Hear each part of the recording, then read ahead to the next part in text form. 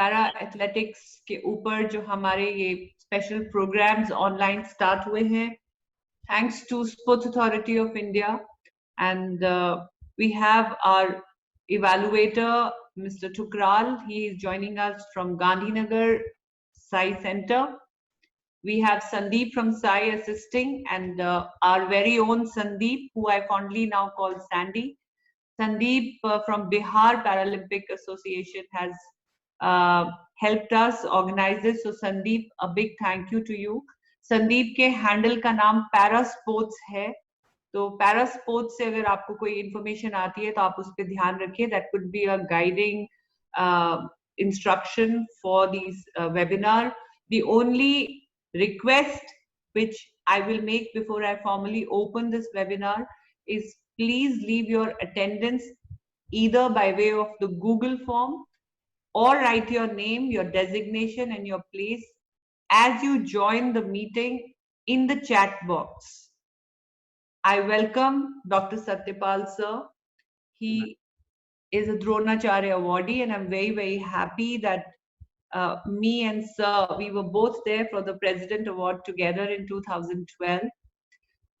The first camp that I joined was headed by Satyapal sir and R.D. Singh sir, and that was the camp which actually turned me from a married woman, an army wife, mother of two, towards the sincerity of becoming an athlete even at the age of 40 years.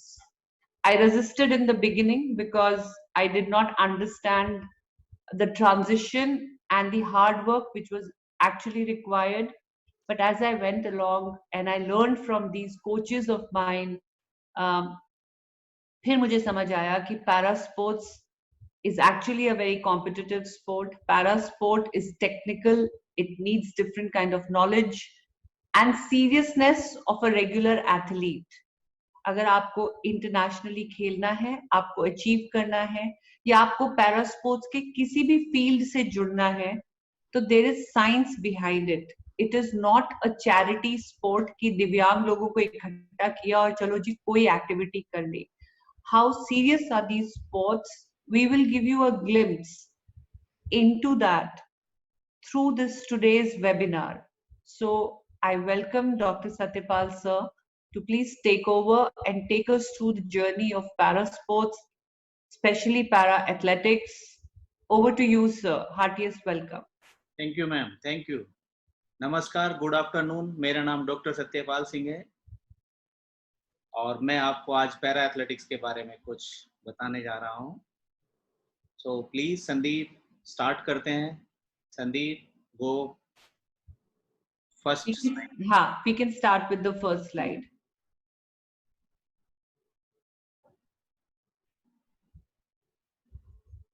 Yes. जब हम para sports के बारे में कहीं सुनते हैं, जब ये वर्ड आता है तो दिमाग में क्या आता है, मैं वो बता देता हूँ. पैरा स्पोर्ट्स क्या है? What is para sports? Para sports एक ऐसा स्पोर्ट्स है जो दिव्यांगों द्वारा खेला जाता है.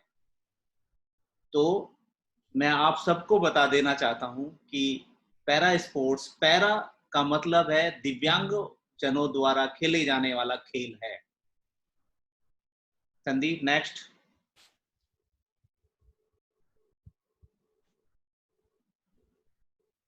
अब पैरा स्पोर्ट्स के बारे में बताने के बाद अब हमारे दिमाग में दूसरा सवाल आता है कि पैरा स्पोर्ट्स में कौन कौन से गेम्स होते हैं. तो सबसे बड़ा गेम हमारा पैरा ओलंपिक गेम्स होता है. जो पैरा ओलंपिक गेम है वो 1960 से स्टार्ट हुआ, जिसमें 23 कंट्री और 400 एथलीट ने पार्टिसिपेट किया. और आज की डेट में पैरा ओलंपिक गेम्स वर्ल्ड में थर्ड लार्जेस्ट स्पोर्ट्स है. Number 1 Olympic game, number 2 FIFA world cup, number 3 para Olympics. मतलब दुनिया में तीसरे नंबर पर जो गेम है पॉपुलर, वो पैरा ओलंपिक गेम्स है. और हमने अभी इन गेम में, इंडिया ने सबसे पहले 1968 में पहली बार पार्टिसिपेट किया और अभी तक इंडिया ने पैरा ओलंपिक गेम्स में 12 मेडल जीते हैं. 4 gold, 4 silver, 4 bronze. Then second number पे आता है एशियन गेम। एशियन गेम जैसे कि एबल बॉडी में एशियन गेम्स होते हैं, वैसे ही पैरा में भी एशियन गेम्स होते हैं। Para Asian para games. Asian para games 1975 में स्टार्ट हुए थे, तब उनका नाम पैसिफिक गेम था। लेकिन जो फर्स्ट पैरा गेम स्टार्ट हुए, पैरा एशियन गेम्स, जिनको एक फुल फ्लैश नाम दिया गया एशियन पैरा गेम्स, वो 2010 से स्टार्ट हुए और अभी तक 3 एशियन पैरा गेम्स हो चुके हैं। संदीप नेक्स्ट करो, नीचे परफॉर्मेंस दिखाओ Sandeep Asian para game. Yes, Indian team जो है अभी तक तीनों एशियन पैरा गेम में पार्टिसिपेट की है, 2010, 2014, 2018।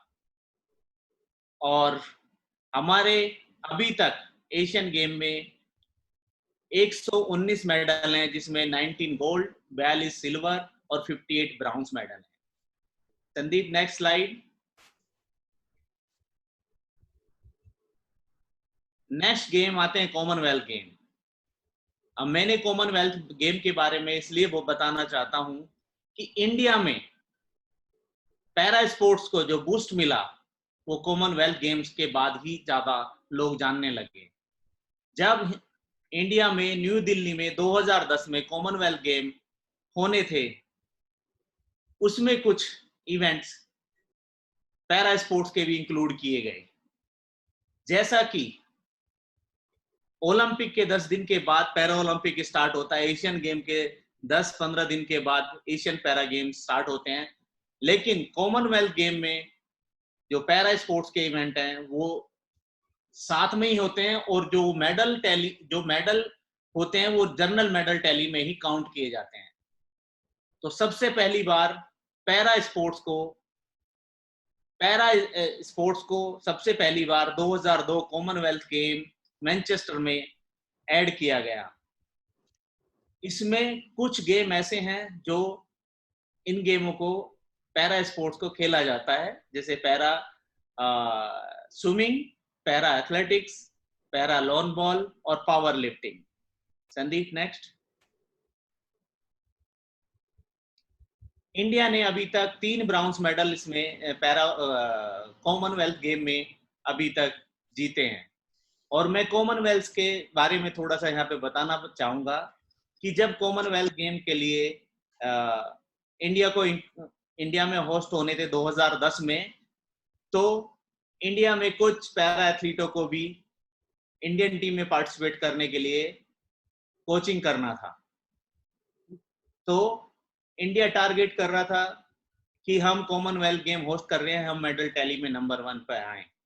तो उसमें 28 मेडल पैरा स्पोर्ट्स के लिए थे, लेकिन 28 मेडल में से कुछ मेडल को जब हमने ट्रेनिंग स्टार्ट किया, तो ट्रेनिंग स्टार्ट करने के बाद कुछ लोगों ने, जैसे कि मैं बता देता हूं कि मैं पहले एबल बॉडी को ट्रेन करता था। धीरे धीरे मैंने जब पैरा स्पोर्ट्स में आना स्टार्ट किया, तो मैंने कॉमनवेल्थ गेम से पहले ही पैरा स्पोर्ट्स को फुल्ली पैरा स्पोर्ट्स के लिए डिवोट किया अपने आप को, और मैंने ट्रेनिंग स्टार्ट किया। तो बहुत सारे लोगों ने मुझे बहुत क्रिटिसाइड किया कि आप ऐसे लोगों को ट्रेनिंग करा रहे हो, क्योंकि तब तक पैरा स्पोर्ट्स को बहुत ही कम लोग जानते थे।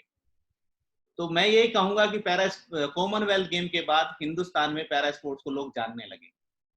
Sandeep next slide. अब पैरा ओलंपिक गेम्स में कौन कौन से गेम खेले जाते हैं, स्पोर्ट्स खेले जाते हैं। Para Olympic games, summer para Olympic game, winter para Olympic game. जैसे कि समर ओलंपिक और विंटर ओलंपिक होते हैं, वैसे summer para Olympic, winter para Olympic होते हैं।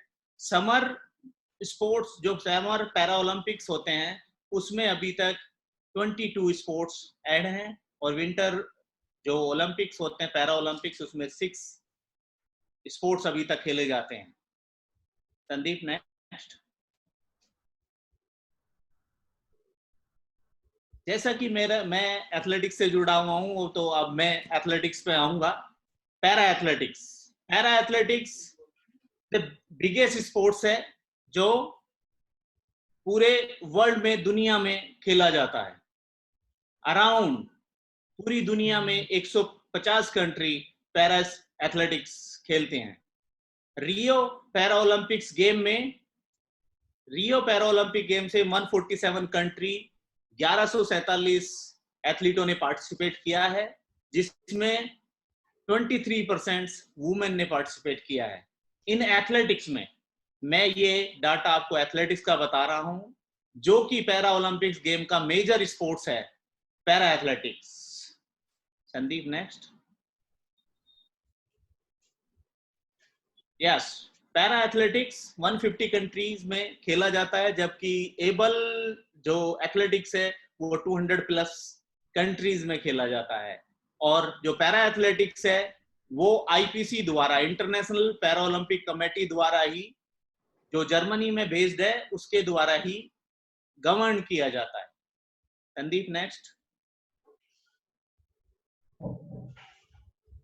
यस, अब जब हमने इतना इंट्रोडक्शन हो गया पैरा स्पोर्ट्स का, पैरा एथलेटिक्स का, अब पैरा एथलेटिक्स जब हम सोचते हैं कि पैरा स्पोर्ट्स दिमाग में आता है कि दिव्यांगजनों द्वारा खेले जाने वाला खेल है।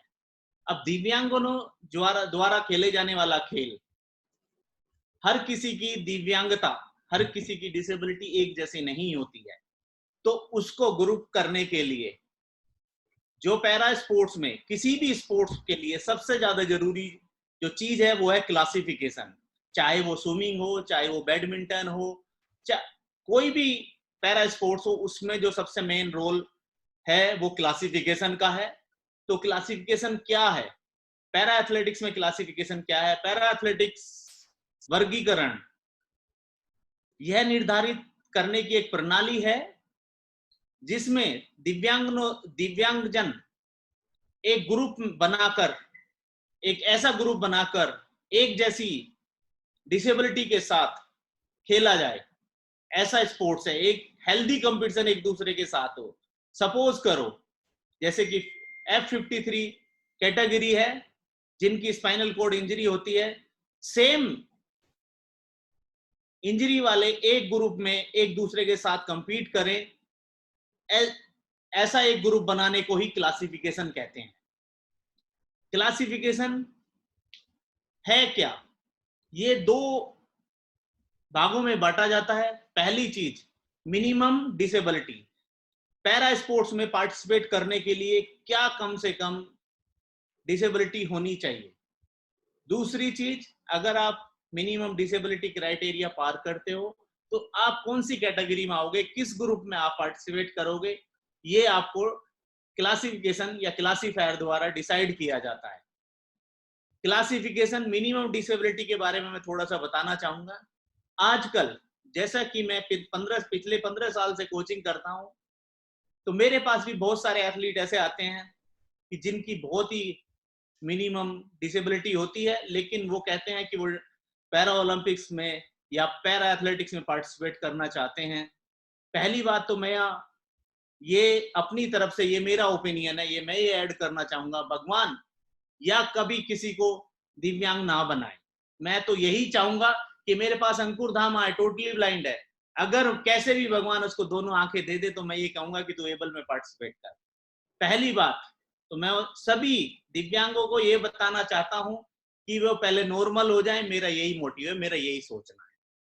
दूसरी बात, अगर आप दिव्यांग हैं और आप पैरा स्पोर्ट्स में पार्टिसिपेट करना चाहते हैं, पैरा स्पोर्ट्स में पार्टिसिपेट करना चाहते हैं, तो आपको मिनिमम डिसेबिलिटी का क्राइटेरिया पार करना पड़ेगा, क्योंकि मैंने कई बार इंटरनेशनल लेवल पे ये फेस किया है। मैं आपको एक छोटे से कहानी बताता हूँ। 2010 एशियन पैरा गेम, जब पहले एशियन पैरा गेम्स हुए थे, उसमें हमारे 6 एथलीट ऐसे थे, जब हम क्लासिफिकेशन के लिए गए, जो इंडिया की टीम में थे, जो कि according to IPC international para Olympic के अनुसार वो दिव्यांग ही नहीं थे। तो सबसे पहली बात मिनिमम डिसेबिलिटी। नेक्स्ट आता है आपकी डिसेबिलिटी है तो कौन सी क्लास में है, आपकी कौन से आप कैटेगरी में आते हो। संदीप नेक्स्ट। यस, सेकंड आता है स्पोर्ट्स क्लास। आप कौन सी क्लास में आते हो पैरा एथलेटिक्स के अंदर? आपके पास हमारे पास 10 लीजिबल इम्पेयरमेंट डिसेबिलिटीज हैं, जैसे impaired muscles power, shoulder height, leg length difference, limb differences, ये हमारी 10 ऐसी डिसेबिलिटी हैं जो पैरा एथलेटिक्स के अंदर आती हैं। तो सबसे पहले हमें ये देखना है as a coach, as a athlete, कि क्या हम इन 10 डिसेबिलिटी के अंदर आते हैं, तभी हम पैरा एथलेटिक्स में पार्टिसिपेट कर सकते हैं। नेक्स्ट संदीप।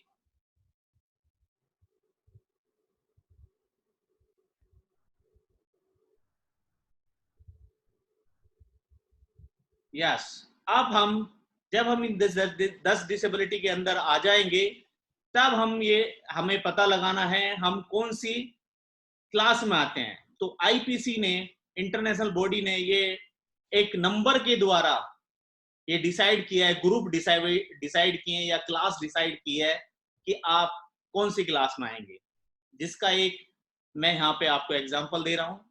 जैसे ट्रैक एंड जंप्स के लिए हम टी से उसको संबोधित करते हैं।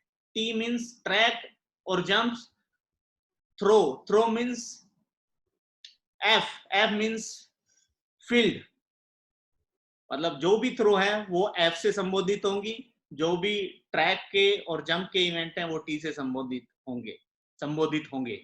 नंबर 1 T11 से T13, T11 से T13 तीन कैटेगरी होती हैं, 11, 12, 13, जो विजुअली इम्पेयर्ड के लिए होती हैं। नंबर 2 T20 और F20 इंटेलेक्चुअल इम्पेयरमेंट के लिए होती है। नंबर 3 31 से 38 तक जो हमारी सीपी कैटेगरी होती है।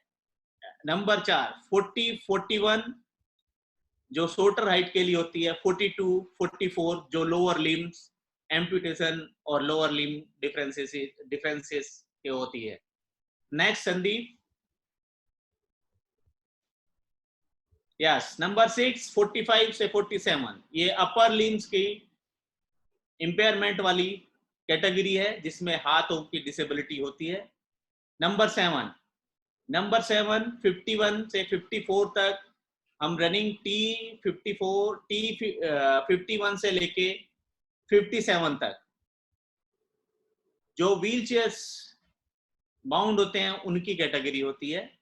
अभी एक नई कैटेगरी आई है 61 से 64, जो कि ये आर्टिफिशियल लिम्स वाले हैं, ये उनकी कैटेगरी है। तो ये नंबर्स आईपीसी ने डिसाइड किए हैं कि कौन किसी डिसेबिलिटी के अनुसार किस कैटेगरी में आएगा। अब क्लासिफिकेशन स्टेटस क्या है? एक क्लासिफिकेशन स्टेटस, जब हमने एक क्लास पता चल गया कि ये क्लास होती है, अब हमें क्लासिफिकेशन कौन करेगा, ये हमारे दिमाग में एक क्वेश्चन आता है। तो मैं आपको बता देता हूं कि क्लासिफिकेशन स्टेटस एक नेशनल क्लासिफिकेशन होता है, एक इंटरनेशनल क्लासिफिकेशन होता है। जैसा कि मैं कल सत्यनारायण जी को और परसों सुन रहा था, तो बीच में कुछ क्वेश्चन आए थे कि हम इंडिया में क्लासिफिकेशन कर सकते हैं या नहीं कर सकते। तो मैं बता देता हूं, एक नेशनल क्लासिफिकेशन होता है, एक इंटरनेशनल क्लासिफिकेशन होता है। इंटरनेशनल बॉडी ने, आईपीसी ने, जो इंटरनेशनल क्लासिफिकेशन का जो विभाग है वो अपने पास ही रखा है, वो किसी को दिया नहीं है। तो इंटरनेशनल क्लासिफिकेशन ही असली क्लासिफिकेशन होता है। नेशनल क्लासिफिकेशन, जब हम नेशनल खेलने के लिए जाते हैं तो हमारे जो लेवल 1 लेवल 2 क्लासिफिकेशन का कोर्स किए हुए होते हैं वो उनको क्लासिफाइड करते हैं, लेकिन वो इंटरनेशनल में एलिजिबल नहीं होते हैं। जो नेशनल क्लासिफिकेशन किया होता है वो इंटरनेशनल में पार्टिसिपेट करने के लिए एलिजिबल हो जाते हैं, क्लासिफिकेशन कराने के लिए, लेकिन इंटरनेशनल में ऑफिशियली पार्टिसिपेट करने से पहले उनको इंटरनेशनल क्लासिफिकेशन करना पड़ेगा। तो ये एक नेशनल क्लासिफिकेशन और इंटरनेशनल क्लासिफिकेशन, ये हमें समझना पड़ेगा। अब नेशनल क्लासिफिकेशन होता है तो हमें उसमें 3 स्टेटस दिए जाते हैं, न्यू, रिव्यू और कंफर्म। न्यू मींस जो नया खिलाड़ी क्लासिफिकेशन के लिए जाता है, जिसने अपने डॉक्यूमेंट जमा किए हैं, तो आईपीसी इंटरनेशनल बॉडी उसको न्यू से संबोधित करती है। Number 2 review. क्लासिफिकेशन में मैंने जैसा कि बताया है कि ये दिव्यांगों जनों द्वारा खेले जाने वाला खेल है। डिसेबल लोगों के द्वारा खेले जाने वाला पैरा एथलेटिक्स खेल है। तो रिव्यू क्या है? कुछ डिसेबिलिटी ऐसी होती हैं जो परमानेंट होती हैं, उसमें कोई बदलाव नहीं आ सकता। जैसे कि आपका एक हाथ एम्पुटेशन हो गया, या किसी एक्सीडेंट में एक आपका हाथ कट गया या पैर कट गया है, या आपको स्पाइनल कॉर्ड इंजरी है, कंप्लीट इंजरी है, आपका कुछ चेंज नहीं आ सकता। तो वो एक तो वो परमानेंट इंजरी होती है, एक होती है जिसमें आपकी इंजरी में इंप्रूवमेंट हो सकता है। सपोज करो आज कोई एथलीट को बहुत कम दिखता है, आने वाले टाइम में उसको ज्यादा दिखने लगे ब्लाइंड कैटेगरी में, या कोई पोलियो का या कोई एक्सीडेंटल केस है, उसका फ्यूचर में कुछ चांस है उसको कि उसकी डिसेबिलिटी में इंप्रूवमेंट होगा, तो उसको रिव्यू क्लास में रखा जाता है। रिव्यू क्लास में जब क्लासीफायर को लगता है वो कितने दिन में उसकी डिसेबिलिटी में प्रोग्रेस हो सकती है, तो उसी हिसाब से वो उसको डेट एंड टाइम देते हैं कि आपको इस ईयर में क्लासिफिकेशन रिव्यू दोबारा कराना है। कंफर्म क्लासिफिकेशन, कंफर्म में वो लोग आते हैं जिनकी डिसेबिलिटी परमानेंट होती है। तो ये क्लासिफिकेशन न्यू, रिव्यू और कंफर्म है। संदीप नेक्स्ट। यस, जैसा कि मुझे बताया गया है कि आपको विजुअली एम्पेयर्ड के लिए ब्लाइंड एथलीट के बारे में बताना है, तो मैं अब अपने टॉपिक पे आता हूं। अभी मैंने आपको पैरा एथलेटिक्स का इंट्रोडक्शन दिया है, उसका क्लासिफिकेशन बताया है, क्लासिफिकेशन में कौन कौन सी क्लास होती हैं ये थोड़ा सा इंट्रोडक्शन दिया है। अगर इससे रिलेटेड आपका कोई क्वेश्चन है तो मैं बीच में एक क्वेश्चन 5 मिनट के लिए ले सकता हूं। तो संदीप प्लीज, अगर कोई क्वेश्चन है। आई थिंक डॉक्टर वीरेंद्र हैं हमारे साथ, फिजियोथेरेपिस्ट। डॉक्टर वीरेंद्र विक्रम सिंह को अनम्यूट करेंगे? या if a person is visually impaired with 95% of impairment and also a stroke person, so the question is incomplete. Dr. Virendra, can you complete the question? Sure. Now yeah, you're unmuted, you can please go ahead and ask. So there is a boy of 17 years, उसको 95% of impairment है. Dr. Satyapal, are you listening? Yes, I am listening. We are listening. Good afternoon, sir. So the thing is, 17 साल का लड़का है वो, और 95% vision नहीं है उसकी। उसके साथ साथ उसका लेफ्ट साइड को स्ट्रोक है, उसका लेफ्ट हैंड और लेफ्ट लेग दोनों पैरालाइज है, स्ट्रेंथ है। तो उसको क्या, उसकी कैटेगरी क्या चेंज होगी, या उसको हम लोग ये क्या कहते हैं विजन इम्पेयरमेंट वाले में ही स्केल में खिलाएंगे, या कैसे कर सकते हैं सर उसके लिए? ये मल्टीपल डिसेबिलिटी का केस है। हाँ जी सर। लेवल पे देखे हैं। पहली बात, अगर आपको 2 डिसेबिलिटी एक साथ हैं तो वो आपके ऊपर डिसाइड करता है कि आप कौन सी डिसेबिलिटी में पार्टिसिपेट करना चाहते हैं। जैसे कि मैंने एक देखा है, एक एथलीट है ईरान का, वो विजुअली इम्पेयर्ड भी है और उसका 1 लेग एम्पुटेशन भी है। तो वो विजुअली एम्पेयर्ड में खेलता है, ना कि 40 अपनी 1 एम्पुटी वाले में खेलता है। 44 या 42 में नहीं खेलता, वो 46 में नहीं खेलता, वो विजुअली वाले में खेलता है। कभी अगर उसका मन है तो वो 46 में भी खेल सकता है। ओके, आर्म एम्पुटी है सर? आर्म एम्पुटी है, हाथ। पर फिर उसको गाइड रनर अलाउड है? उसका T12 है या T13 है? गाइड रनर, अगर जो भी कैटेगरी है वो गाइड रनर के साथ है या विदाउट गाइड रनर है, वो खेल सकता है उसके साथ। और 46 में भी वो अपना गाइड रनर लेके भाग सकता है? नहीं, 46 में वो कैटेगरी ऐसी कैटेगरी में पार्टिसिपेट कर रहा है जिसमें गाइड रनर नहीं यूज कर सकता, अलाउड है। ओके, तो उसको पार्शियल ब्लाइंडनेस होगी और वो ऑप्ट कर सकता है दोनों में जाने की। 95 अगर बता रहे हैं तो वो ऑप्ट नहीं कर पाएगा, टोटली ब्लाइंड में ही आएगा। Okay, thank you so much. Thank you doctor Virendra. Yes जी, next, any questions? Sir questions we'll take in the end. हाँ जी, we can continue the class. Yes sir. Visual impairment class in para athletics. जैसा कि मैंने आपको बताया है कि ब्लाइंड एथलीटों के लिए T11 से लेके T13 तक 3 क्लास पैरा स्पोर्ट्स में होती हैं। 11, 12, 13, T11, T12, T13, F11, F12, F13। ये तीनों क्लास विजुअली इम्पेयर्ड के लिए होती हैं। T11 क्लास कौन सी है? जनरली हम इसको संबोधित करते हैं टोटली ब्लाइंड क्लास। तो इस क्लास में वो खिलाड़ी खेलते हैं जिनको वेरी लो विजन होता है या बिल्कुल भी नहीं दिखाई देता है, और नो लाइट परसेप्शंस। इसमें लिखा है these athlete have a very low visual और नो लाइट परसेप्शंस। तो T11 और F11 कैटेगरी में टोटली ब्लाइंड एथलीट होते हैं। इसमें हमारे पास हिंदुस्तान में बहुत अच्छे अच्छे एथलीट हुए हैं T11 कैटेगरी में, जैसे कि अभी अंकुर धामा जो रिसेंटली अभी 2018 में ही अर्जुन अवार्ड जीते हैं। पहले टोटली ब्लाइंड एथलीट हैं अंकुर धामा, जिन्होंने रियो ओलंपिक में इंडिया की तरफ से पार्टिसिपेट किया है और एशियन गेम में 3 मेडल जीते हैं, और पहले टोटली ब्लाइंड एथलीट हैं ऐसे जिन्होंने अर्जुन अवार्ड जीता है।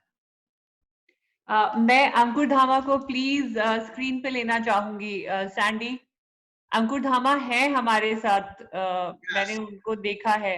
अंकुर धामा ऑन द स्क्रीन। हाँ जी, आई कैन। अंकुर धामा को अनम्यूट करेंगे प्लीज। अंकुर, आप हमें सुन पा रहे हैं? अंकुर, यस मैम, यस मैम। अंकुर, आप अपने स्क्रीन के आगे, आपके साथ कोई है अभी? Hello Ankur. Yes ma'am. Sandy, Ankur को मेन स्क्रीन पे लीजिए please.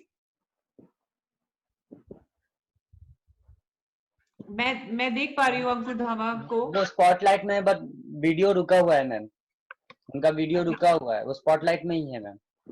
Okay Ankur. Yes ma'am.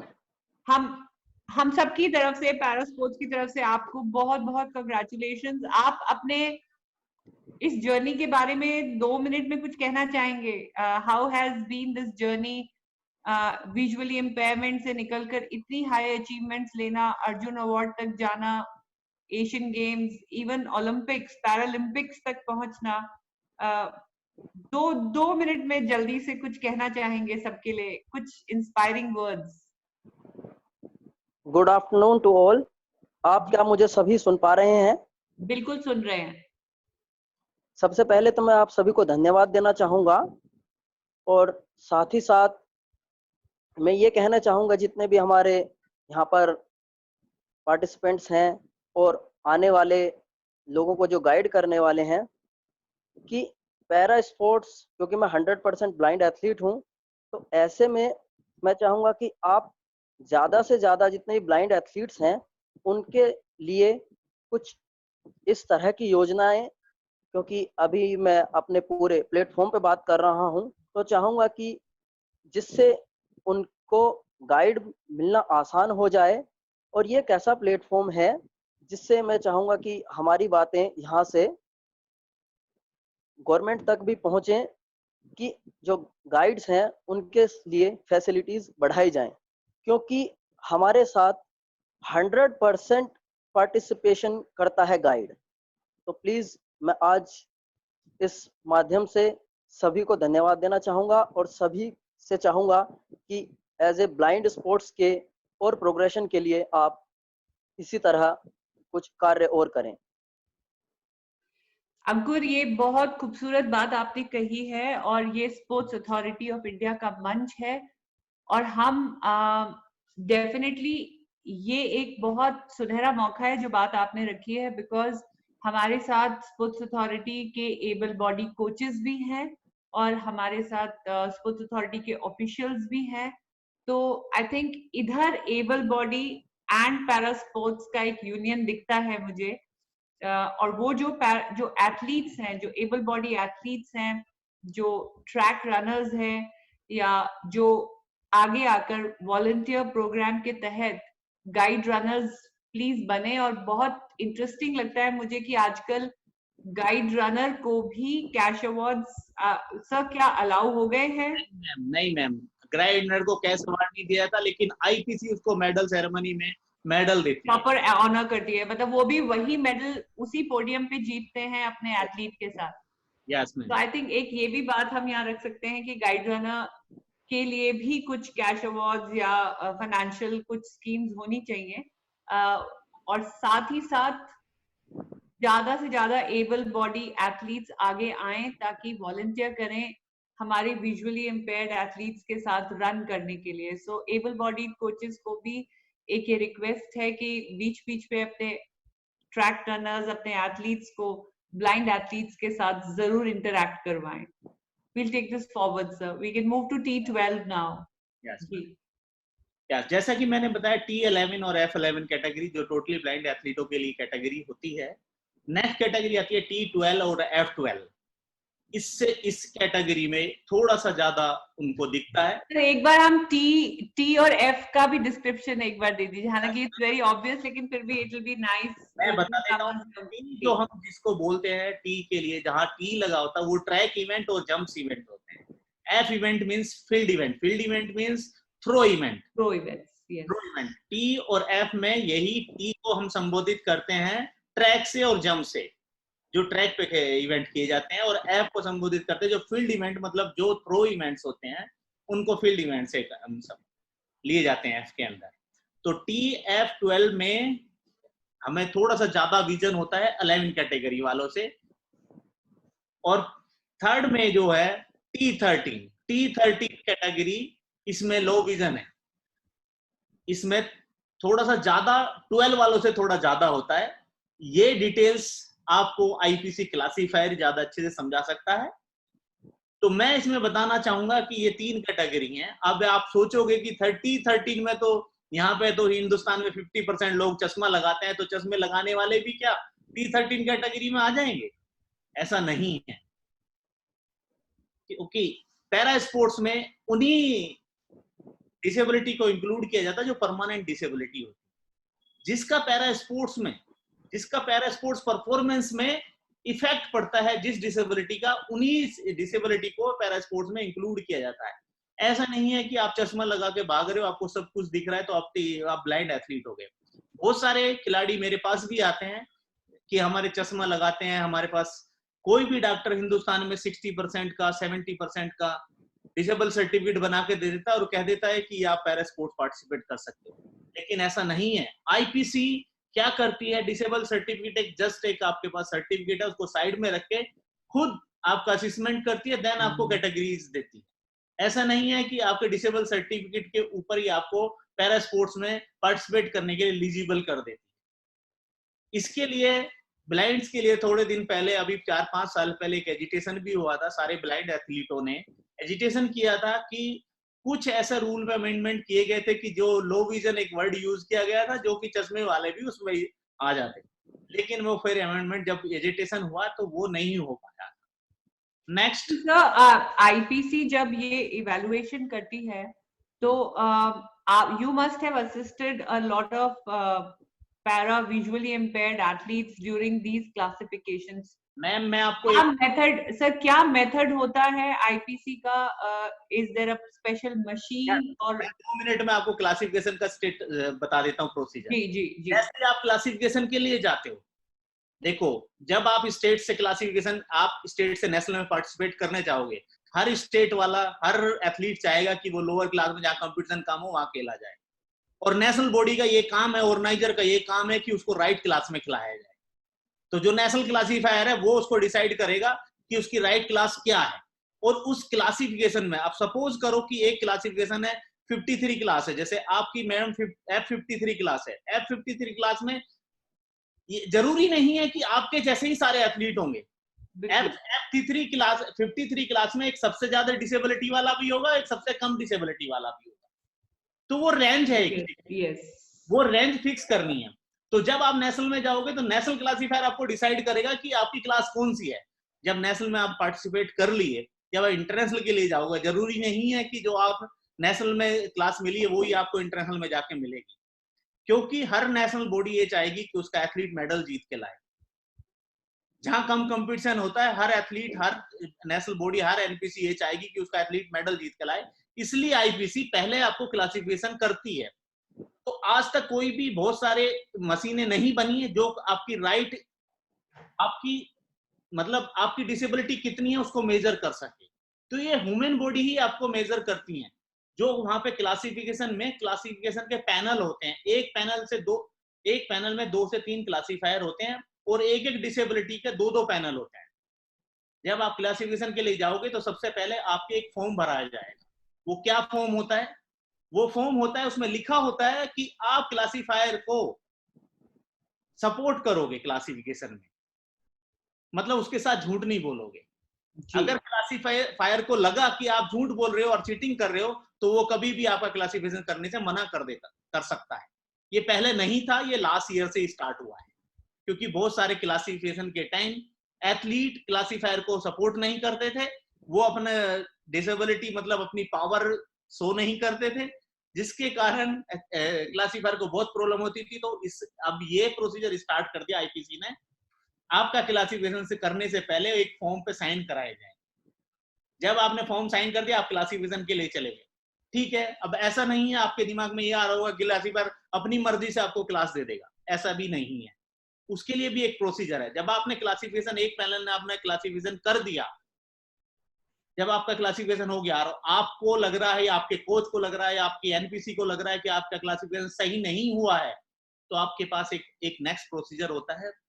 जब आपका क्लासिफिकेशन हो गया तो उसके क्लासिफिकेशन के तुरंत बाद आपका जो रिजल्ट है वो डिस्प्ले बोर्ड पे डिस्प्ले कर दिया जाता है कि आपकी ये क्लास हो गया, आप उस क्लास। और सर मनीष राणा है हमारे साथ, उन्होंने मेरे को चैट बॉक्स पे मैसेज दिया है कि there are 3 different type of machines, जिसका मेथड log MAR होता है to find out about the internal strength of the visibility of the eye. So there are proper machines over there जिसके अंदर आई को चेक किया जाता है।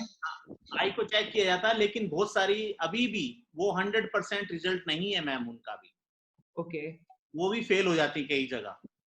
कुछ अच्छा। लोगों की नई डिसेबिलिटी ऐसी होती है कि उनको मशीन दिखाती है कि उनको बिल्कुल विजन नहीं है, लेकिन फिर भी विजन होता है उनको। तो इसलिए अगर वो मशीन से ही होता तो आपको क्लासिफिकेशन प्रोसीजर,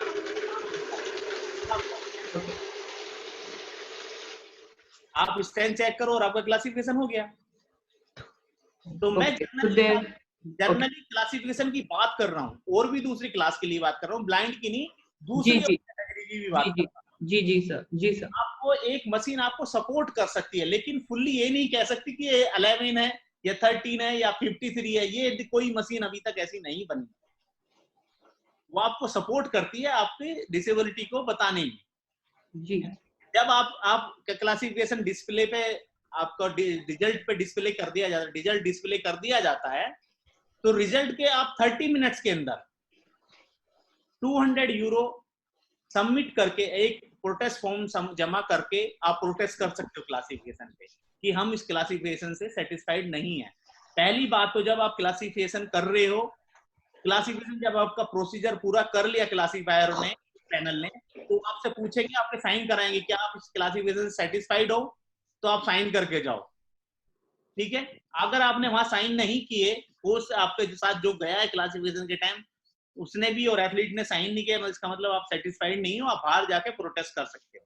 मतलब पहली आपकी वर्बल प्रोटेस्ट अंदर ही हो गई और रिटिन प्रोटेस्ट आपकी क्लासिफिकेशन रूम से बाहर आके कर दो और 30 मिनट्स के अंदर आपको नेक्स्ट पैनल, वही पैनल नहीं, जैसे सपोज करो ब्लाइंड के 2 पैनल होते हैं, तो पहले जिस पैनल ने आपको क्लासिफाई किया है, तो नेक्स्ट टाइम दूसरा पैनल आपको क्लासिफाई करेगा।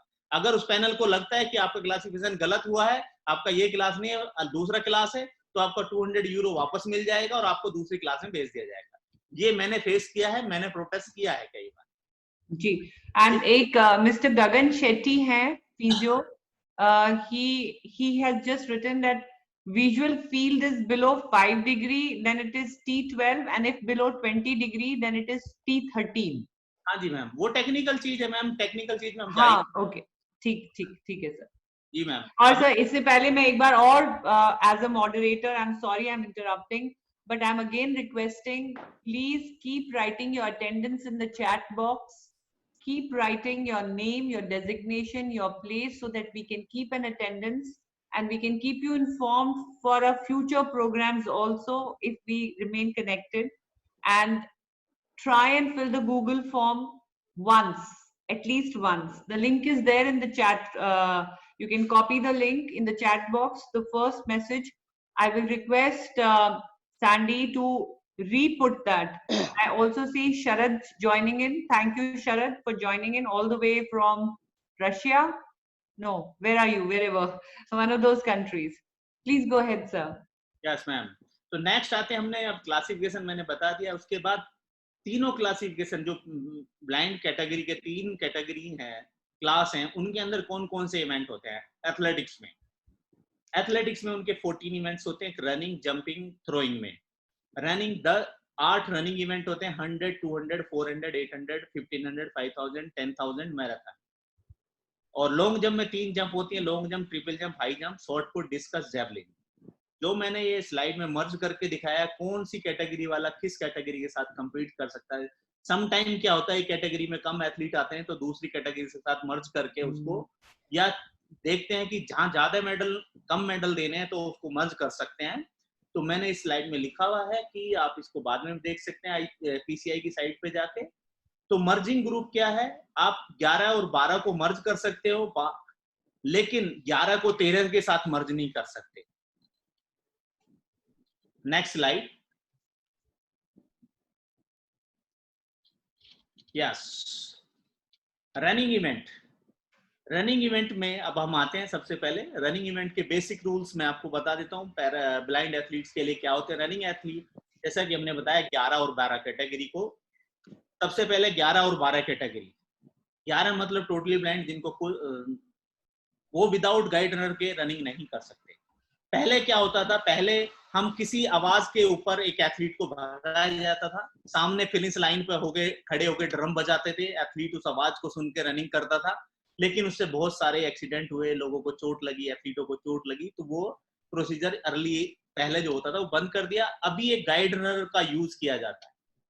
गाइड रनर मतलब वो उस एथलीट को गाइड करेगा, उसका हाथ पकड़ के, हाथ के एक अटैचमेंट होती है, उसको पकड़ के दौड़ता है। तो 11 एथलीट, जो 11 कैटेगरी का एथलीट है, वो गाइड रनर के साथ दौड़ेगा। उसके लिए कंपलसरी है। अगर कोई एथलीट कहता है कि वो बिना गाइड रनर के दौड़ेगा, तो वो ऐसा नहीं हो सकता, वो गाइड रनर के साथ ही दौड़ेगा। जब टोटली ब्लाइंड कैटेगरी है तो ब्लाइंड कैटेगरी में नहीं आएगा। पहले क्या होता था कि उसको ऐसा नहीं है, क्लासिफिकेशन करने के बाद टोटली ब्लाइंड कैटेगरी में दे दिया तो आपको इवेंट के टाइम ऐसे ही आपको इवेंट करने के लिए दिया जाएगा, नहीं। 11 कैटेगरी को इवेंट करने से पहले आई पैच लगाया जाता है। आई पैच के ऊपर उसको ब्लाइंड फोल्ड या ब्लाइंड जो गॉगल्स होते हैं वो लगा के एथलीट इवेंट करता है 11 कैटेगरी का। और 12 कैटेगरी में ये ऑप्शनल होता है कि आप गाइड रनर के साथ इवेंट करना चाहते हो या विदाउट गाइड रनर के इवेंट करना चाहते हो, ये ऑप्शनल है। अगर किसी को 12 कैटेगरी का एथलीट है, वो खुद मैनेज कर सकता है, खुद दौड़ सकता है, तो वो खुद भी दौड़ सकता है और गाइड रनर के साथ भी दौड़ सकता है। गाइड रनर क्या है कि 100, 200, 400, 800 और 1500 में केवल एक गाइड यूज कर सकते हैं। जो स्टार्ट करेगा वो ही फिनिश करेगा गाइड रनर। लेकिन 5000, 10,000 और मैराथन में 2 गाइड रनर आप यूज कर सकते हो। वो आपको पहले कॉल रूम में बताना पड़ता है कि हम 2 गाइड रनर यूज करेंगे, दूसरा गाइड रनर कहां पे चेंज करेगा। ये गाइड रनर का प्रोसीजर है। जैसा कि मैंने आपको बताया, आई पैच और आई मास्क 11 कैटेगरी के लिए जरूरी है। आई पैच लगाना और आई मास्क लगाना जरूरी होता है। रनिंग इन लेन, अब जैसा कि आप एथलेटिक्स में जो लोग जुड़े हैं उनको पता ही होगा, एक ट्रैक में 8 या 9 लाइन होती हैं, तो सभी एथलीट को एक एक लाइन दी जाती है। लेकिन 11 और 12 कैटेगरी में एक एथलीट को 2 लाइन दी जाती हैं। एक में खुद एथलीट दौड़ता है, दूसरी लाइन में गाइड रनर दौड़ता है। तो मतलब 1 और 2 जो लाइन होती है, 1 और 2 वो एक एथलीट को दिया है, 3 और 4 दूसरे एथलीट को दी जाती है। ऐसे एक एक एथलीट को 2 लाइन ड्रॉ की जाती है। Next slide. Yes, finish. अब फिनिश के लिए क्या रूल है?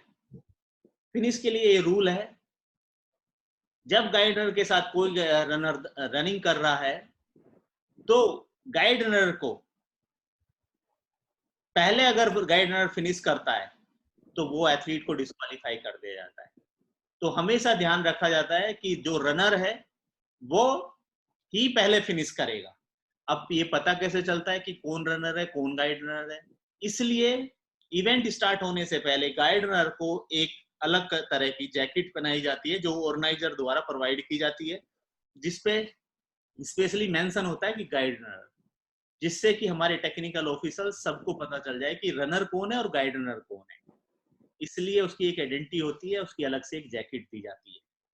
जब हम एक जैकेट उसको दे देते हैं तो उससे हम आइडेंटिफाई कर लेते हैं कि ये गाइड रनर है और वो रनर है। तो हमेशा फिनिश के टाइम रनर को पहले फिनिश करना होता है, गाइड रनर को बाद में फिनिश करना होता है। नेक्स्ट आ गया टीथर। जब हम, ऐसा नहीं है कि एक गाइड रनर किसी के साथ दौड़ रहा है, क्या उसको पुल पुश कर सकता है? ऐसा नहीं है। तो एक या उसका हाथ पकड़ के भाग सकता है, जिससे उसको एडवांटेज मिलेगा एथलीट को। तो गाइड रनर और रनर एक रस्सी के द्वारा दोनों को जोड़ा जाता है, जिसको कहते हैं टीथर। उस टीथर का भी स्पेसिफिकेशन आईपीसी ने अभी लास्ट 2 साल से स्पेशल एक टीथर बनाया है, जिसके जो पिक्चर में मैंने आपको दिखाया स्लाइड में, इस पिक्चर में ही टीथर को पकड़ के एक एथलीट पकड़ता है, एक को गाइड रनर पकड़ता है, इसी टीथर को पकड़ के दोनों रनिंग करते हैं। और 13 क्लास जो होती है उसमें कोई भी स्पेशल अलग से कोई रूल नहीं होता रनिंग के लिए। जो सारे रूल्स हैं वो जर्नल के ही फॉलो किए जाते हैं T13। सर मेरे को क्वेश्चंस दिख रहे हैं, शेख हैं, वो भी पूछ रही हैं, 1-2 लोग और भी पूछ रहे हैं कि गाइड रनर्स के लिए क्या क्राइटेरिया है other than being able bodied. I think वो भी एक लेवल का एथलीट होना चाहिए। अगर हम वो इंसिडेंट याद करें कि विजुअली इम्पेयर्ड में जो रिकॉर्ड्स आए थे वो एबल बॉडी के बराबर या शायद उनसे बेहतर आए थे। मैं आपको एक छोटा सा किस्सा बताता हूँ। वो इंसिडेंट जरूर बताइएगा, मुझे लगता है वो बहुत शॉकिंग था इवन मेरे लिए जानने के लिए। मैं बताता हूँ। हाँ जी, हाँ जी। कि एक बार जब साइड में कोई मीटिंग चल रही थी तभी था, तो ऐसा हुआ कि हमारे एथलीटों को बोला गया कि आपके एथलीट का स्टैंडर्ड नहीं है, ये नहीं है, वो नहीं है। तो मैं आपको बता देना चाहता हूँ कि ये ब्लाइंड कैटेगरी में ऐसे एथलीट है जो एबल से भी अच्छा दौड़ते हैं। एक ओलंपिक ऐसा हुआ है जो 1500 मीटर इवेंट जो जी आई थिंक रियो में ही हुआ है ये हिस्ट्री क्रिएट। रियो में नहीं, ये लंदन ओलंपिक की बात है मैम। लंदन ओलंपिक 1500 मीटर का जो टाइम था वो 353 एबल वालों का था और 352 पैरा एथलीट्स का था। लेकिन ऐसा नहीं है, वो सम टाइम हो जाता है कि उनका परफॉर्मेंस लो चला गया, हमारा परफॉर्मेंस थोड़ा हाई चला गया। बट बेसिक कहने का मतलब ये है कि जो गाइड रनर्स हैं they also have to be of a very good standard. हाँ जी मैम, मैं उस टॉपिक पे बाद में आऊंगा कोचिंग में, अभी मैं रूल्स बता रहा हूँ। जी, क्योंकि सर हमारे पास we are already at 15:50, we have about 10-15 minutes more.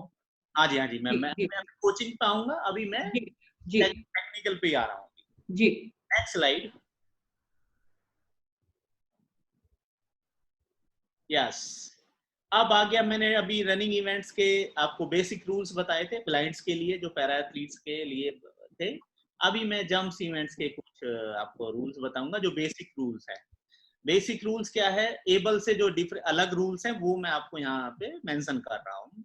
इनका जो बोर्ड टेक ऑफ बोर्ड होता है 11 और 12 कैटेगरी का, जो टोटली ब्लाइंड और जो 11 कैटेगरी और 12 कैटेगरी के लिए अलग से एक बोर्ड होता है, जो 1 मीटर चौड़ा बोर्ड होता है। वैसे नॉर्मल एथलीट के लिए वो 20 सेंटीमीटर चौड़ा होता है।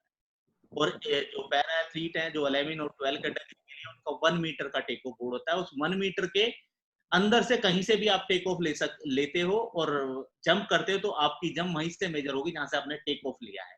तो ये सबसे बड़ा डिफरेंस है। अब कुछ लोगों के मन में ये सवाल आ रहा होगा कि एक टोटली ब्लाइंड एथलीट जंप कैसे कर सकता है? तो यही एक कोचिंग का पार्ट है कि एक टोटली ब्लाइंड को जंप कराना है। तो उसके लिए 2 असिस्टेंट की जरूरत होती है। टोटली ब्लाइंड के लिए जंप कैटेगरी में 2 असिस्टेंट होते हैं। एक आपको स्टार्टिंग पॉइंट पे खड़ा करता है जहां से आपको रनवे स्टार्ट करना है, और एक आपका जो असिस्टेंट है वो आपको टेक ऑफ के टाइम जगह खड़ा होता है। तो टेक ऑफ की जगह खड़ा होके वो उसको आवाज लगाता है, तो उसकी आवाज पे एथलीट उसको फॉलो करते हुए आता है। जब वो क्लैप करना बंद कर देता है या आवाज लगना, वो ट्रेनिंग में आपको ट्रेनिंग कराता है कोच की आपको आवाज पे आना है, क्लैप पे आना है, या जंप बोलेंगे तब जंप करना है, वो बहुत बड़ा एक कोचिंग का पार्ट है। जंप कैसे कराना है, सम टाइम कोई पैरा एथलीट जंप के बाहर भी 11 कैटेगरी का एथलीट जंप लैंडिंग पिट के बाहर भी लैंड कर जाता है, जिससे कि इंजरी भी हो जाती है। तो इसको सबसे बड़ा मेजर जो रोल है इसमें कोच का है कि कोच उसको कैसे सिखाएगा कि उसको जंप कहाँ करना है।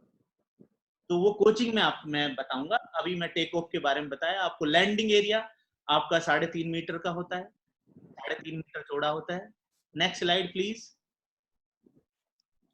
मेजरमेंट 11-12 कैटेगरी का जैसे मैंने आपको बताया कि जहां से आप टेक ऑफ लोगे वहीं से आपको आपकी जंप को मेजर किया जाएगा 11 और 12 कैटेगरी के लिए। असिस्टेंट के बारे में आपको बताया था मैंने। 11 और 12 कैटेगरी में आप 11 कैटेगरी में आप 2 असिस्टेंट यूज कर सकते हैं, 12 कैटेगरी में एक ही असिस्टेंट यूज कर सकते हैं। मतलब 12 कैटेगरी का जो लॉन्ग जंपर होगा उसको एक ही असिस्टेंट मिलेगा, 12 कैटेगरी का जो एथलीट होगा उसको 2 असिस्टेंट मिलेंगे। Next slide please. Yes yes. अब थ्रोइंग इवेंट में हमें अधिकतर सभी जनरल रूल्स होते हैं, कोई अलग से स्पेशल रूल नहीं होता है। बस वहां पे एक टोटली ब्लाइंड को जो 11 कैटेगरी का एथलीट है उसको एक असिस्टेंट दिया जाता है जो उसको थ्रोइंग एरिया तक लेके जाएगा और वापस लेके आएगा। पहले क्या होता था कि जो उसका असिस्टेंट था वो तो लैंडिंग एरिया में जाके आवाज लगाता था तो एथलीट उस आवाज पे थ्रो करता था, लेकिन अभी वो रूल नहीं है। आपको एथलीट को सर्कल में या शॉर्ट पुट डिस्कस के लिए यार तो सर्कल में छोड़ के बाहर आ जाना है तो एथलीट खुद थ्रो करेगा। उसको डायरेक्शन फिक्स करके, असिस्टेंट का काम है उसको डायरेक्शन फिक्स करना और बाहर आ जाना। यहाँ मैं एक चीज और मेंशन करना चाहूंगा, जो असिस्टेंट करने के लिए ग्राउंड में कंपटीशन के टाइम जो उसके साथ असिस्टेंट जाता है या कोच जाता है, ये आईपीसी का रूल है कि वहां जाके वो कोचिंग नहीं कर सकता। अगर मैं गया हूँ असिस्टेंट बन के किसी का और मैं कोच हूँ, मैं उसको असिस्ट कर सकता हूँ लेकिन कोचिंग नहीं कर सकता। कोचिंग अगर मैं करता हूँ तो मुझे वार्निंग देके बाहर कर दिया जाएगा। और यहाँ पे सर एक ध्यान देने वाली बात ये है कि जो हमारी शायद गवर्नमेंट से भी रिक्वेस्ट रहेगी, स्पोर्ट्स अथॉरिटी से भी रिक्वेस्ट रहेगी, that it is very important to send the same person with the athlete जिसके साथ महीनों उसने ये आवाज की, डायरेक्शन की प्रैक्टिस करी हो, क्योंकि एक म्यूचुअल बॉन्डिंग, एक म्यूचुअल असिस्टेंस की जो अंडरस्टैंडिंग है और ये एक कंपटीशन को जिताने का और हराने का एक बहुत बड़ा एक दारोमदार है, एक मैटर करता है। सो कई बार ऐसा होता है कि जब अप्रूवल्स होने होते हैं तो नंबर ऑफ असिस्टेंट्स को कट डाउन किया जाता है या ये समझा जाता है कि शायद एक ही जना दूसरे को भी असिस्ट कर देगा। तो ये एक बहुत इंपॉर्टेंट पॉइंट है यहाँ सबके लिए नोट करने का कि विजुअली इम्पेयर्ड एथलीट जिसके साथ प्रैक्टिस करता है कंपटीशन पार्टनर के तौर पे, लास्ट मिनट में हम वो कंपटीशन पार्टनर नहीं चेंज कर सकते। मैम कंपटीशन ये यूजुअली के साथ भी और व्हील चेयर्स वाले किसी के साथ बिल्कुल, एक्चुअली जहाँ पे कंपटीशन पार्टनर असिस्टेंट्स होते हैं, because there is a body comfort, there is a body language, there is a mutual faith, dependency which is also psychological, because कोई भी इवेंट साइकोलॉजी जब तक हेल्थ में नहीं है वो नहीं, सडनली अगर आप उसको साइकोलॉजिकल इम्बैलेंस होता है कि मेरा पार्टनर मेरे साथ नहीं है, तो I think that also causes us to lose a medal. So these are very important aspects in disability sports. Please continue, sir. Yes, next slide. Yes. अब मैंने आपको विजुअली इम्पेयर्ड एथलीट के जो बेसिक रूल्स थे athletics के, para athletics के, वो आपको बताए। अभी मैं आपको कोचिंग कैसे करते हैं उस एथलीटों को जा रहा हूँ। मेरे जितना भी एक्सपीरियंस है 15 इयर्स का पैरा एथलीट्स के, ब्लाइंड एथलीट के साथ, मैं आपको वो एक्सपीरियंस आपके साथ शेयर करना चाहता हूँ। आप ये मत सोचिए कि एक ब्लाइंड एथलीट है तो वो कुछ नहीं कर सकता, और किसी भी ब्लाइंड एथलीट को भी नहीं सोचना चाहिए कि वो ब्लाइंड है, उसको कुछ नहीं दिखता तो वो कुछ नहीं कर सकता। जब अंकुर धामा पैरा ओलंपिक में जा सकता है, जब अंकुर धामा अर्जुन अवार्ड जीत सकता है, जब एक ब्लाइंड इंसान IAS बन के पूरा जिला संभाल सकता है, तो ब्लाइंड एथलीट कुछ भी कर सकता है। Very nice. तो सबसे पहला बात है मोटिवेशन। एक कोच को और एक खिलाड़ी को भी सबसे पहले ये उसके अंदर के इंसान को जगाना है, उसको ये बताना है कि जो सब कर सकते हो वो तुम कर सकते हो। वो धारणा को दूर करना हमारे समाज से। हिंदुस्तान में आज भी वो जगह है जहां पे कोई एथलीट या कोई इंसान ब्लाइंड हो गया तो क्या सोच हो जाती है कि एक हारमोनियम दे दो उसको, मंदिर पे बिठा दो, गाना गाएगा। बेचारा बेचारा बेचारा बेचारा वर्ड पैरा स्पोर्ट्स में नहीं होता है और नहीं यूज करना है। कोई बेचारा नहीं है। एक ब्लाइंड इंसान सब कुछ कर सकता है जो एक आम इंसान कर सकता है। जब रमन जी 4 एशियन गेम खेल सकता है और नॉर्दर्न रीजन की हेड ब्रांच का मैनेजर बन सकता है गवर्नमेंट बैंक का, तो कोई भी कुछ भी कर सकता है। जहां पे मतलब महीने में हजारों करोड़ की डीलिंग होती है, जो वो एक भी मिस्टेक नहीं करता है। जब वो कर सकता है तो सब कुछ कर सकता है। वो एजुकेशन भी अच्छी कर सकता है। मैं आपको यहाँ पे बताना चाहूंगा, वो रमन जी उस कॉलेज से पास आउट है जहां से राहुल गांधी पढ़े हैं, जहां से कपिल सिब्बल पढ़े हैं, जहां से शशि थरूर पढ़े हैं, जहां एडमिशन होना ही बहुत मुश्किल होता है। रमन जी दिल्ली यूनिवर्सिटी के स्टीफन कॉलेज से टोटली ब्लाइंड से हिस्ट्री ऑनर्स के टॉपर रहे हैं। अंकुर धामा ऑल्सो, उन्होंने मास्टर्स भी स्टीफन कॉलेज से किया है और वहां से टॉपर रहे हिस्ट्री ऑनर्स के। तो जब वो ये सब कर सकते हैं और स्पोर्ट्स में भी एशियन गेम खेले हैं, ओलंपिक खेले, एशियन गेम में मेडल जीते हैं, जब वो टोटली ब्लाइंड एथलीट, जब वो टोटली ब्लाइंड ये सब कर सकते हैं, तो हर इंसान कुछ भी कर सकता है। बस करने की इच्छा होनी चाहिए और हम कोचिस को उनको कराने के लिए इच्छा होनी चाहिए कि हमें उनको कराना है। कैसे कराना है? एक अंकुर धामा जो अपने स्टीफन कॉलेज के हॉस्टल से और दिल्ली के नेहरू स्टेडियम जो 25-30 किलोमीटर दूर है, वहां से अकेला छड़ी लेकर सुबह 4 बजे निकल जाता था और नेहरू स्टेडियम आके ट्रेनिंग करके फिर अपनी सारी क्लास करता था और हिस्ट्री ऑनर्स में टॉप भी किया और एशियन गेम में 3 मेडल भी जीते। जब वो टोटली ब्लाइंड ये सब कर सकता है तो हर कोई कुछ कर सकता है। तो सबसे पहला मेरा यही कहना है सभी कोचिस को कि आप हर पैरा एथलीट्स को मोटिवेट कीजिए। सबसे पहली जो कोचिंग है पैरा एथलीट के लिए वो मोटिवेशन ही। अगर आपने किसी भी पैरा एथलीट को स्पोर्ट्स करने के लिए मोटिवेट कर दिया और वो मोटिवेट होके स्टेडियम तक आ गया, तो समझ लो आपने 50% कोचिंग पूरी हो गई। तो मेरा सबसे पहला कहना यही है कि आप पैरा एथलीट को, टोटली ब्लाइंड को, उस पैरा एथलीट को, उस टोटली ब्लाइंड एथलीट को आप ये मत सोचना, कोई भी एथलीट ये ना सोचे, कोई भी टोटली ब्लाइंड ये ना सोचे कि कोई चीज मुश्किल है। सब कुछ आसान है अगर आप करने की ठान ली तो। आप ये सोच के देखिए, मैंने एक बार एक ऑफिस में बोला था कि इनका तो पैरा एथलीट ऐसे ही होते हैं। जब मुझे तो कॉमनवेल्थ के टाइम मुझे किसी एक बहुत बड़े ऑफिसर ने बोला था कि आप भी लंगड़े लूलो को ट्रेनिंग कराने लगे, तो उस दिन मैंने कसम खाई थी कि मैं इसी फील्ड में ऐसा कुछ करके दिखाऊंगा कि लोग याद करेंगे। आज वो दिन है। आज मुझे कहते फक्र हो रहा है कि एबल एथलीट जहां पे वो काम करते थे वो ऑफिसर, वो 2 मेडल जीत के लाए और हम पैरा ओलंपिक में 4 मेडल जीत के लाए। ये हमारा 10 साल का डेवलपमेंट है पैरा ओलंपिक्स में। तो इसलिए सबसे पहली चीज है मोटिवेशन। अगर आप मोटिवेट करोगे और टोटली ब्लाइंड के लिए जिसको यही नहीं पता कि उसका नेक्स्ट कदम, नेक्स्ट स्टेप गड्ढे में जाने वाला है या कौन से सरफेस पे आने वाला है, उसको दौड़ाना और उसको एशियन गेम में मेडल जिताना और उसको ओलंपिक में मेडल जिताना, ये आसान काम नहीं है। ये कोच को करना है, ये उसके गाइड को करना है, ये उसके सपोर्टिंग स्टाफ को करना है, ये सबको करना है। नंबर 2, ब्लाइंड एथलीट के लिए सबसे पहली बात motivation. Number 2, confidence. Confidence build करना है।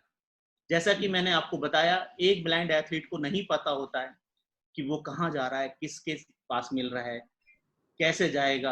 जब अंकुर धामा अपने हॉस्टल से स्टेडियम के लिए निकलता था तो उसको नहीं पता था उसके कितने कदम गड्ढे में जाएंगे, कितने कदम पानी में जाएंगे, वो कहाँ जाएंगे, उसका जूता गीला होगा, बरसात के दिन है, कहाँ जाएंगे। लेकिन उसको कॉन्फिडेंस बिल्ड था कि मुझे पहुंचना है, मुझे करना है।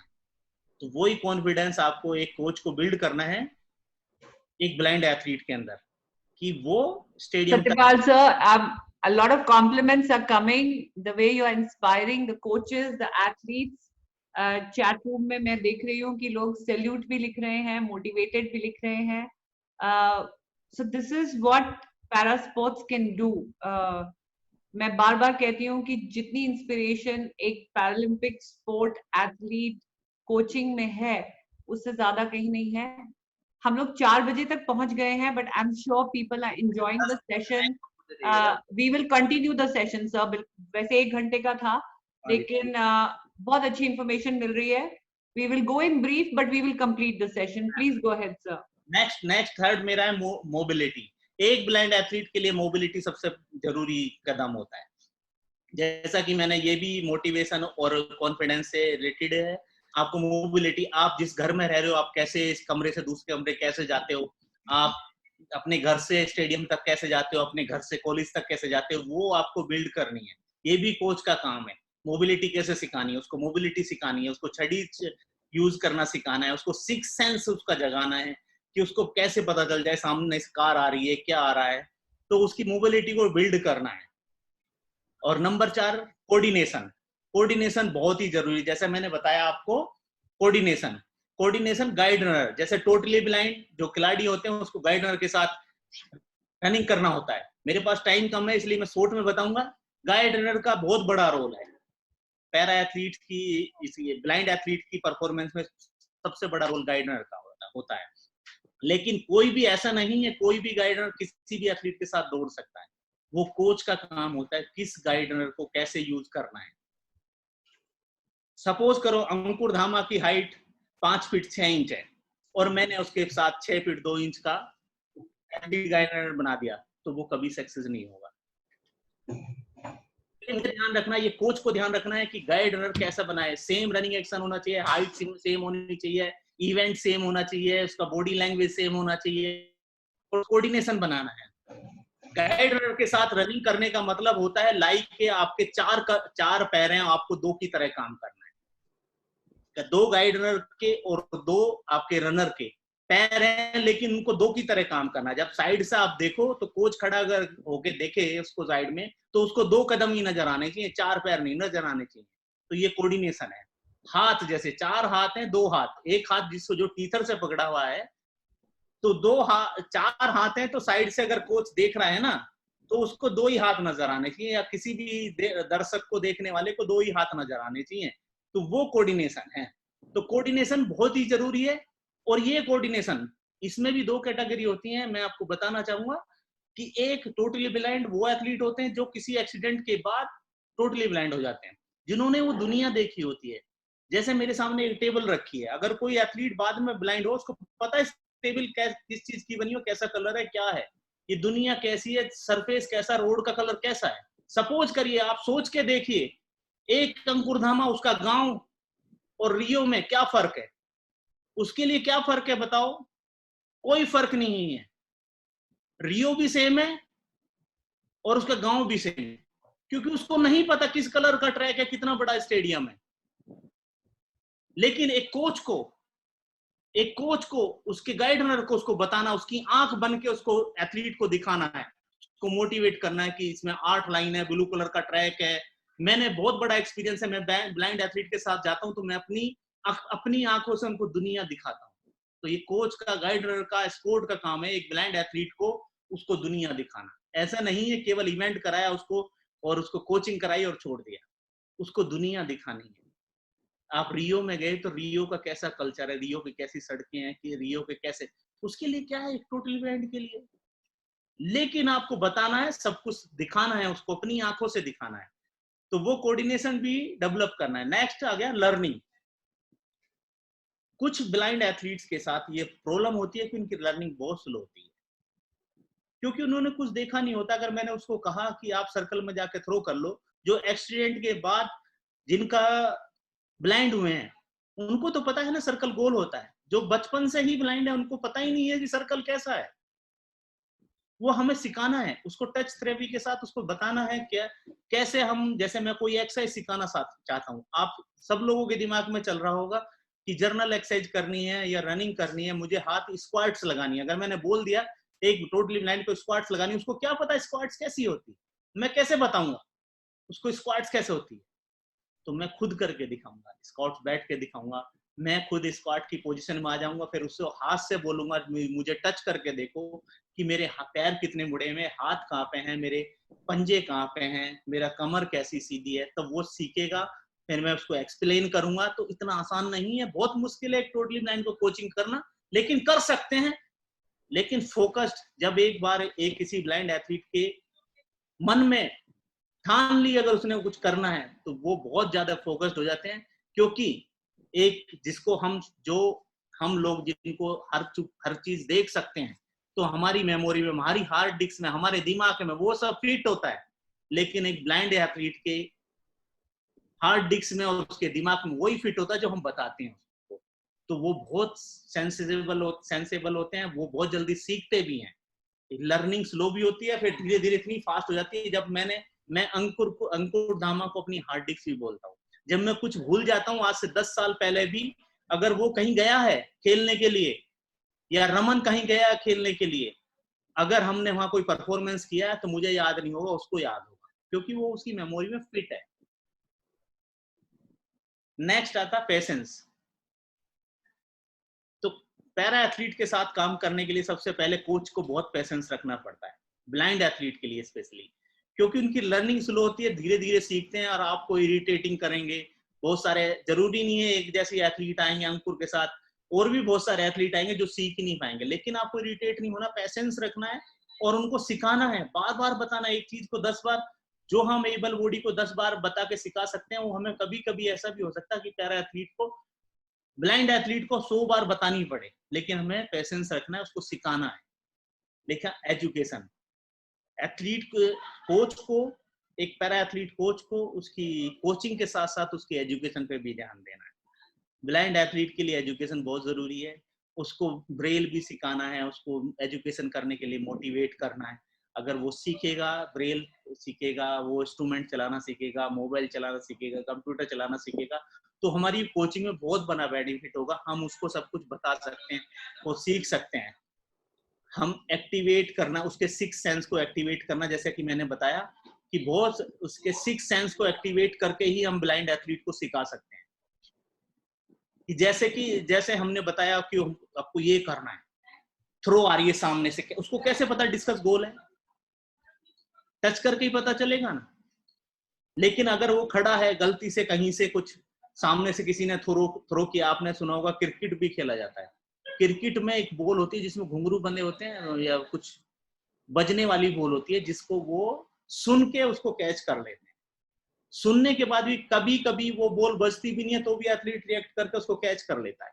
तो वो 6 सेंस का उनका एक्टिवेट होता है। तो ब्लाइंड एथलीट का 6 सेंस, जो टोटली ब्लाइंड होता है उसका 6 सेंस एक्टिवेट करना है आपको। हाइजीन, सबसे बड़ी प्रॉब्लम होती है टोटली ब्लाइंड एथलीट के साथ हाइजीन की। उसको नहीं पता होता कहाँ हाथ लगाना है, कौन चीज साफ है। हम तो आंख से देख के पता लगा लेते कि मेरी मोबाइल पे, मेरे कंप्यूटर पे धूल जमी हुई है। टोटली ब्लाइंड को क्या पता कि उसके कपड़े गंदे हैं या साफ है।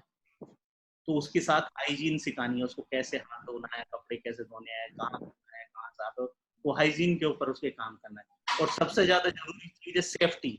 जैसे मैंने बताया कि अंकुरधाम अपने हॉस्टल से आके स्टेडियम आके ट्रेनिंग करके चला जाता था, लेकिन ऐसा नहीं है वो एक दिन में सीख गया। हमें सेफ्टी का भी ध्यान रखना। पता चला कि उसको स्कूटर वाला मोई मार गया, या मैं लॉन्ग जंप करा रहा हूँ, रमन जी ने कहीं लैंड कर दिया आपको लॉन्ग जंप पिट के बाहर, तो चोट लगी, तो उसका तो स्पोर्ट्स कैरियर खत्म। तो वो चीज ध्यान रखनी है। ट्रेनिंग के टाइम भी हमें सब चीज ध्यान रखनी है। ट्रैक खाली हो जब भी हम उस गाइडर के साथ भगाएं, क्योंकि अगर एबल एथलीट हूँ और मैं रनिंग कर रहा हूँ, मेरे सामने कोई आ गया तो मैं रास्ता चेंज कर सकता हूँ।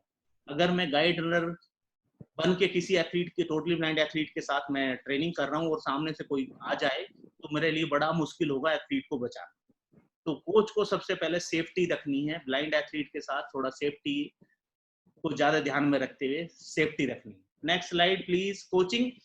कोचिंग से रिलेटेड किसी का क्वेश्चन है तो मुझे पूछ सकते हैं। डिटेल में कोचिंग आपको बाद में बता सकता हूँ। मैं 4 घंटे भी कोचिंग पढ़ा सकता हूँ, 40 दिन भी कोचिंग पढ़ा सकता हूँ, लेकिन मैं ब्रीफ में आपको बताया, ये मेन पॉइंट है। 10 पॉइंट को ध्यान में रखते हो आप।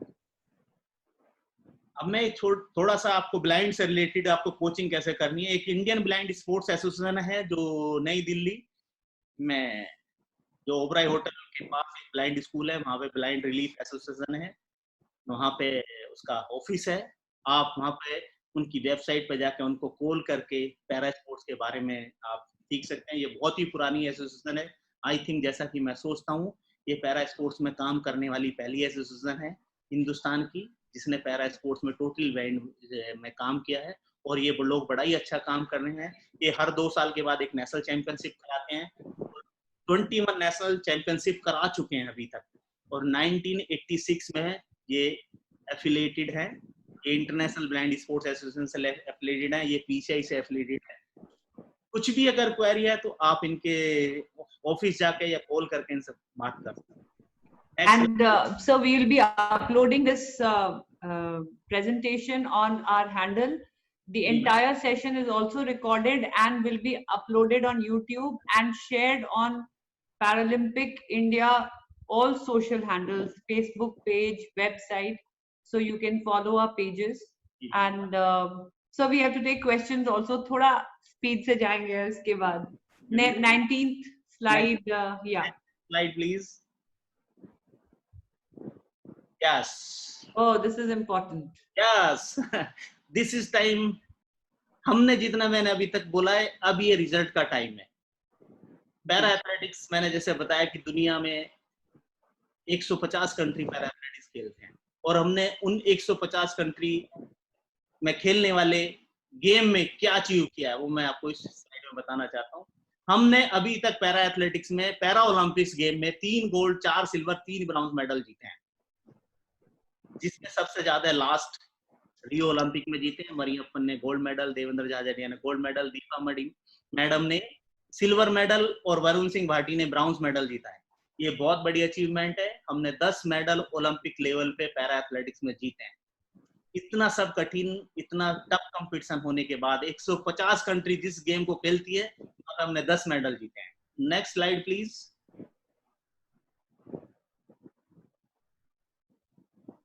यस, नेक्स्ट ये है अभी हमने world championship, para world championship में हमने पैरा एथलेटिक्स वर्ल्ड चैंपियनशिप में अभी तक हमने टोटल 4 गोल्ड, अभी हमने काफी सारे 18 मेडल जीते हैं अभी तक वर्ल्ड चैंपियनशिप में।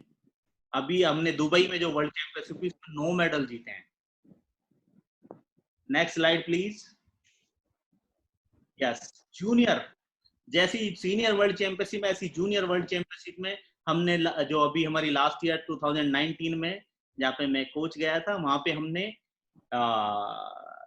23 मेडल्स जीते हैं। 23, 11 गोल्ड, 6 सिल्वर, 6 ब्राउन्स, जहाँ पे 42 कंट्री पार्टिसिपेट की थी, 350 एथलीट थे वहां पे। हमारी रैंकिंग्स भी बहुत अच्छी रही थी, आई थिंक। जी हाँ जी मैम, हाँ जी ma'am.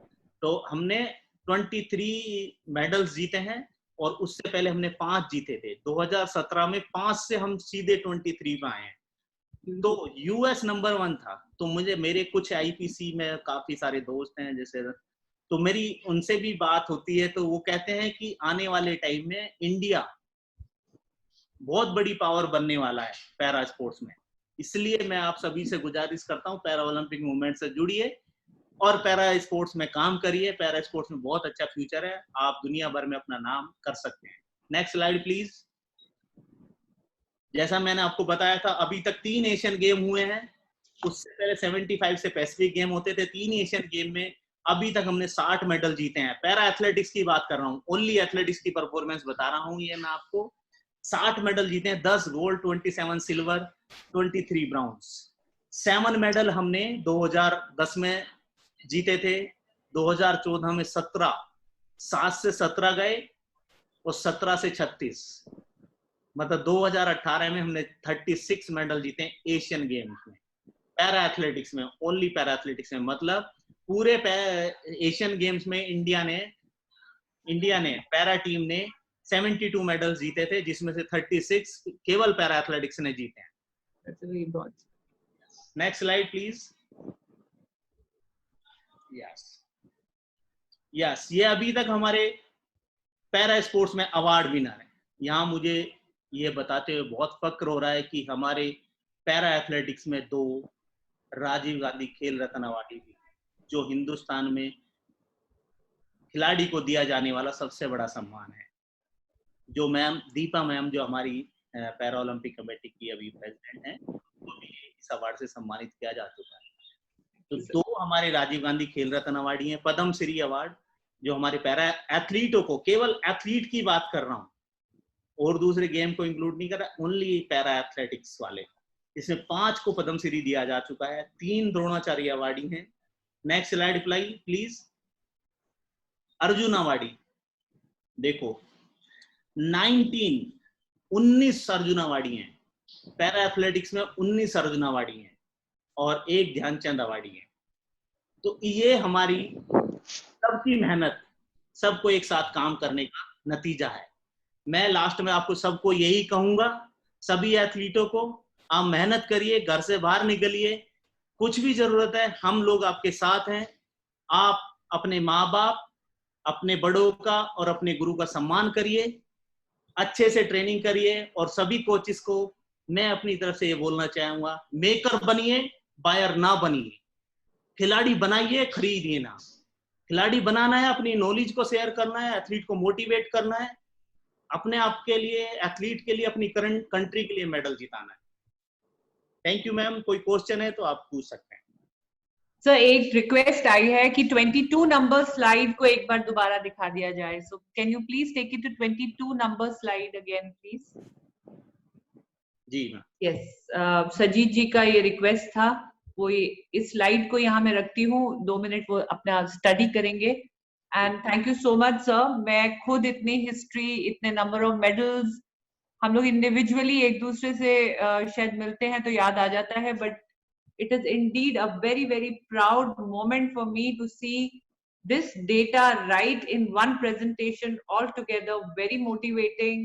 We can see the growth of para sports and especially para athletics, and I'm very, very proud and honored that I was probably part of all the slides. So it shows that one has worked hard, and whenever somebody is working hard, the result is there. So I would like to invite Ramkaran also. I could see Ramkaran, my fellow para athlete friend and Arjuna awardee also. Can I see Ramkaran to be brought on the screen? Candy, can we get him on the main screen?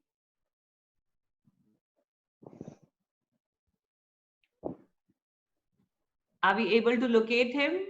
Is Ramkaran connected? I did see him connected. Actually 200 लोग होते हैं तो थोड़ा मुश्किल होता है देखना तब। रामकरण एक ऐसा एथलीट है जो अर्जुन अवार्डी भी है जी। I can see पहला ब्लाइंड एथलीट है जिसको अर्जुन अवार्ड दिया गया था 2000। और हमारी फीमेल एथलीट्स भी हैं, बहुत सेलिब्रेटेड एथलीट्स हैं, world championship, and I did see Karam Jyoti also join in. Can we have a female para athlete?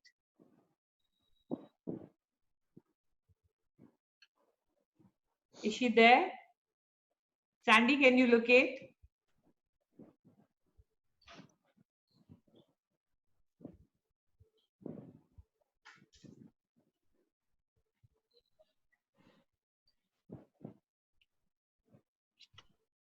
Are we able to find them, Sandy? No, maybe they have. Chaliye, so then we have, I want at least one athlete to come on board. Who is volunteering? Can you please give your name in the chat box?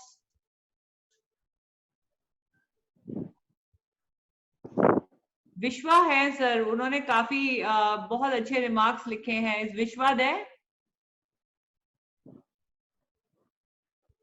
विश्व is there. I can see Vishwa. Vishwa को ला सकते हैं? हाँ, he has replied also to the chat. Can we get him on the main screen?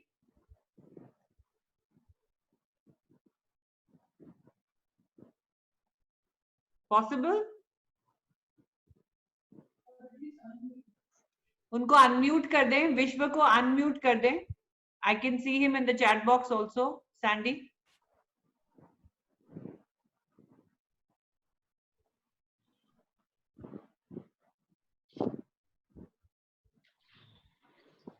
No? Then should we conclude the session?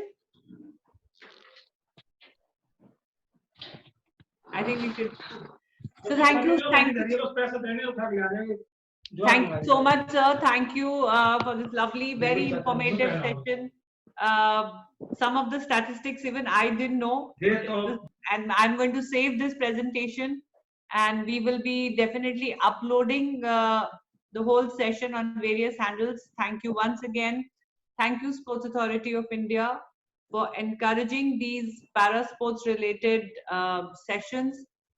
A lot of teachers from all over the country, a lot of PT teachers, a lot of coaches, a lot of athletes, they joined, and I'm sure there were a lot of aspects of visual impairment, athletics, and sports that even I learned today. Thank you. And one thing I can say about Dr. Satyapal sir is that 15 साल से अगर वो coaching कर रहे हैं तो मुझे लगता है 14 साल और 365 दिन, मतलब 15 के 15 साल वो फील्ड पे जरूर जाते हैं. I think this is the only time of lockdown शायद वो फील्ड पे नहीं जा रहे हो, बिकॉज मैंने उन्हें नहीं देखा एक भी दिन अपने पिछले 10 साल 12 साल के एथलेटिक्स करियर में एक भी दिन स्टेडियम में वो अपने एथलीट से ट्रेनिंग के लिए ना आते हो. So that's the level of dedication we need, and we are very fortunate that we have such dedicated coaches who have come forward, but we need the cult of coaches to grow, for our para sports to grow. We have a lot of talent, we have a lot of potential, and we are willing to work hard. Our statistics, our number of Arjuna awards, our number of medals, even if you compare them to the able-bodied sports, it clearly shows that our dedication, our level of motivation is at par, and we want more coaches to join our world of sports to support us with more medals for our country. Thank you so much. We shall meet you on Monday. Wish you a happy Sunday. Please continue to follow the lockdown rules. Follow the COVID-19 health advisory. Wear a mask. Keep social distancing, and on Monday 3 p.m. we will meet another legend, another Arjuna award winner, the most severe category, 51 category in athletics, a gentleman who is a wheelchair user, Amit Saroha, my fellow para athlete, who is also a coach in Sports Authority of India. So we meet you all on Monday 3 p.m. Fill in your forms. Write in your attendance in the chat box. God bless you. Thank you. Thank you, ma'am. Thank you.